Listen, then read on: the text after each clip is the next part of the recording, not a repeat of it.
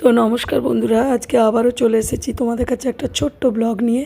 তো এটা হচ্ছে বনগাঁ সাতভাই কালী মন্দির।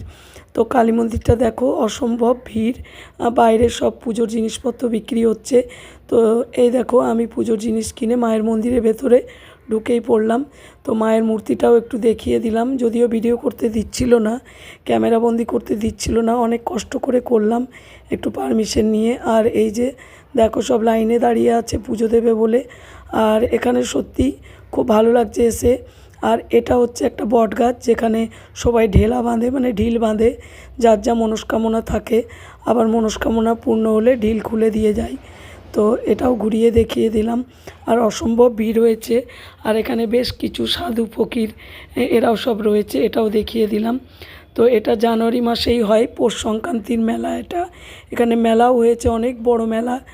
আর চলো সবাইকে একটু ঘুরিয়ে মন্দিরটা খুব, মানে কতটা এরিয়া নিয়ে সেটাও একটু দেখিয়ে দিলাম। আর সবাইকে বলবো, যদি পারো একবার সাতভাই কালী মন্দির অবশ্যই ঘুরে যেও। মা এখানের বলে খুব জাগ্রত বলেন। তো মা আমাকে টানিয়েছে, আসতে পেরেছি, আমার খুব শান্তি লাগছে মনে। তো আমার পুজো দেওয়া হয়েই গেল। এবারে পুজো দেওয়ার পরে আমরা একটু গঙ্গায় চলে যাব। সেখানে আবার গঙ্গায় ঘুরে, এই দেখো মেলাটাও দেখো, একটু দেখিয়ে দিই। মেলাটাও অসম্ভব, মানে ভিড় হচ্ছে। আর মেলাটা বেশ সুন্দর, তবে কিছু কিছু দোকান একটু বন্ধ রয়েছে। আমরা খুব সকাল সকাল এসেছি তো। এই দেখো মেলার সাজানো, বেশ সুন্দর পরিবেশ। তো চলো, আমার এই ভিডিওটা ভালো লেগে থাকলে অবশ্যই একটা লাইক, কমেন্ট, শেয়ার করবে।